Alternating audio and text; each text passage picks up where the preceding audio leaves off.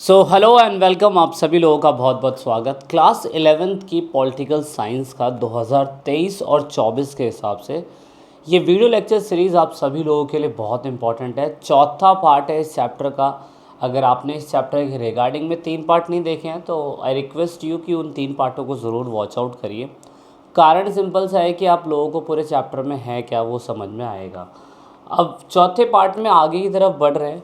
अगर ज़्यादा जानकारी चाहिए तो mypathshala.com हमारी वेबसाइट, नहीं तो ऐप, जहाँ पे आपको सारी चीज़ें मिल जाती है नॉलेज के लिए।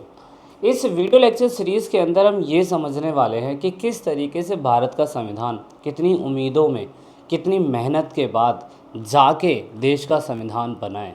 और जब देश का संविधान बना तो उसके बाद फिर आप नोटिस ये करेंगे कि भारत के अंदर ऐसा नहीं है कि सारा का सारा कुछ हमने खुद के सेल्फ से बनाया है। भारत के संविधान के ऊपर एक सबसे बड़ी एक क्वेश्चन मार्क जो है वो यही लगती है कि भारत के संविधान को एक उधार का थैला कहा जाता है। It is a called off bag of borrowing. कहने का सिंपल सा मतलब क्या है? कहने का सिंपल सा मतलब ये है कि भारतीय कानून मतलब भारतीय संविधान के अंदर जो संविधान बनाया गया है वो डॉक्टर बी आर अम्बेडकर के द्वारा बनाया तो गया है, but doctor B R Ambedkar was the first person जिन्होंने कहा था कि इस संविधान को फाड़ने वाला पहला व्यक्ति मैं ही होऊंगा।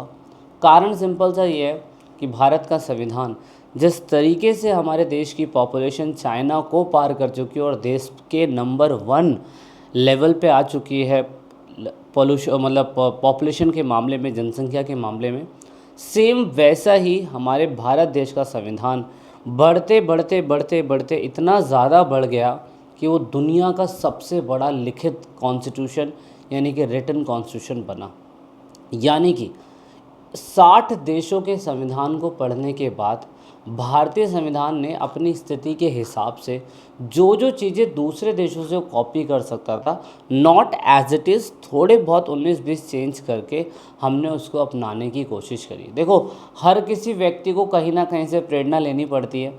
तो हमारे भारतीय संविधान के कॉन्स्टिट्यूशन मेकर्स ने, कॉन्स्टिट्यूशन असेंबली के लोगों ने भी किसी दूसरे देश से प्रेरणा ली और उन देशों से हमने सीखा कि हमें इस देश से ये चीज़ें लेनी चाहिए।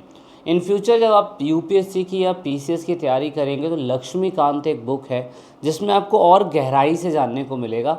But you are now 11th class, तो ज़्यादा इतना डीपली मत घुस जाइएगा।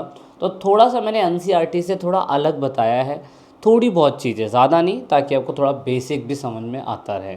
तो क्लास 11th में बताया गया कि भारतीय संविधान एक उधार का थैला है और हमने अपने संविधान के लिए बहुत सारे देशों से बहुत कुछ लिया भी। जैसे कि ब्रिटिश के कॉन्स्टिट्यूशन से हमने क्या लिया? ब्रिटिश के कॉन्स्टिट्यूशन से हमने लिया पार्लियामेंट्री फॉर्म ऑफ गवर्नमेंट, उसके बाद idea of single citizenship, and then the idea of rule of law, और चौथा है इस्टेब्लिशिंग लॉ बाय लॉ। मतलब पार्लियामेंट्री फॉर्म सिस्टम का मतलब सब कुछ संसद के हाथों में कंट्रोल होना चाहिए, बिल वहीं पास होना चाहिए।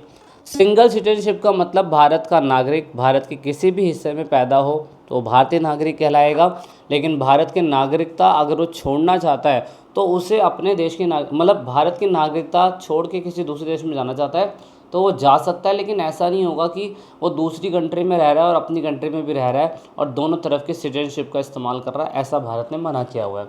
आइडिया रूल ऑफ लॉ मतलब मेन है कानून के नियम के अनुसार ये सारी चीज़ें होनी चाहिए, और अगर कोई भी लॉ बदल रहा है तो उसके लिए भी एक लॉ होना चाहिए।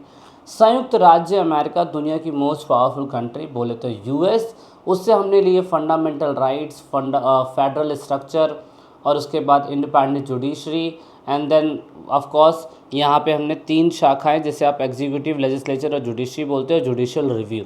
ये सारी चीज़ें ना आपको क्लास 11th में आगे देखने को मिलेगी। सारी चीज़ें, फंडामेंटल राइट्स 6 अधिकार, पहले 7 थे, 6 अधिकार अब हो गए। फेडरल स्ट्रक्चर जहाँ पे सरकार, स्टेट और सेंट्रल आपस में मिलकर काम करती है। इंडिपेंडेंट जुडिशरी मतलब जो न्यायालय जो होता है उसकी सर्वोच्चता होनी ज़रूरी है।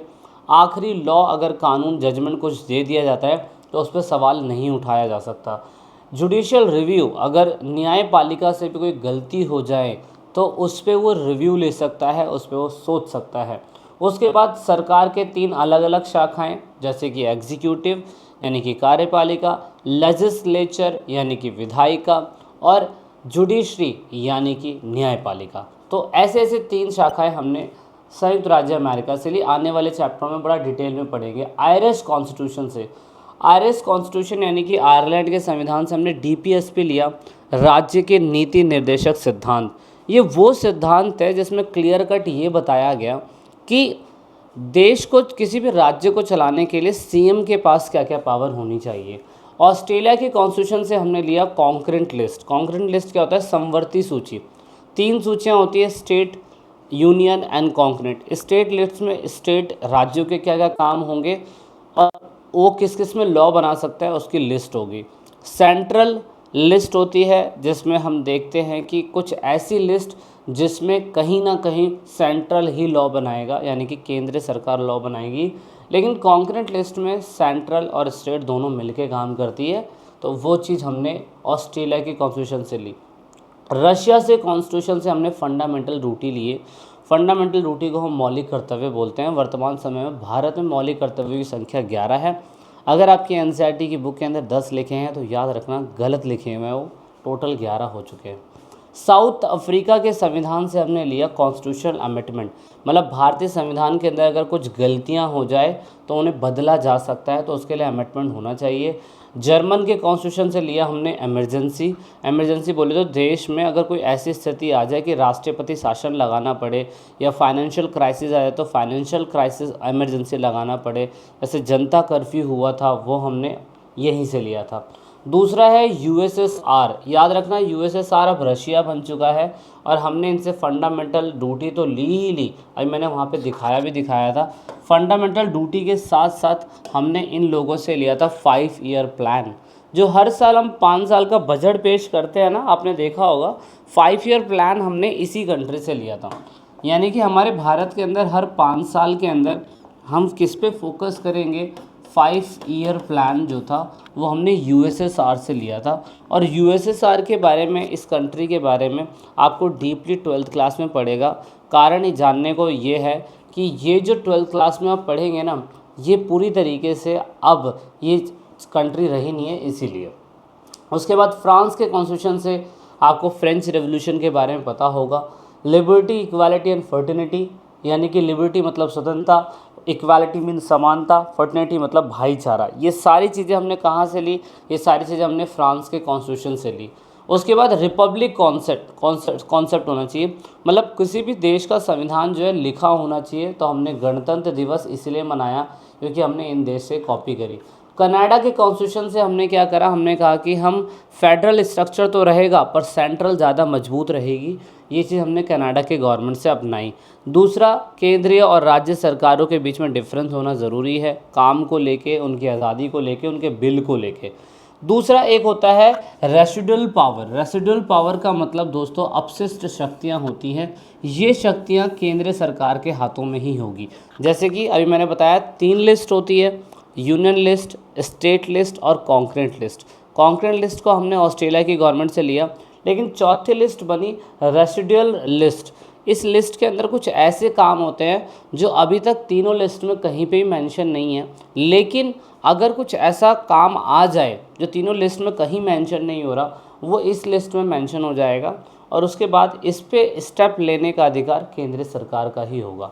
So this is all about in this chapter और आई होप दैट आपको बड़ा बेसिक समझ में आया होगा। मैंने क्या कहा, एनसीईआरटी के अंदर ज़्यादा कुछ दिया नहीं हुआ है।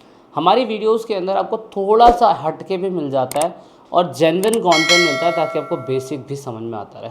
So hopefully you understand this chapter. मिलते हैं नेक्स्ट क्लास में जल्दी।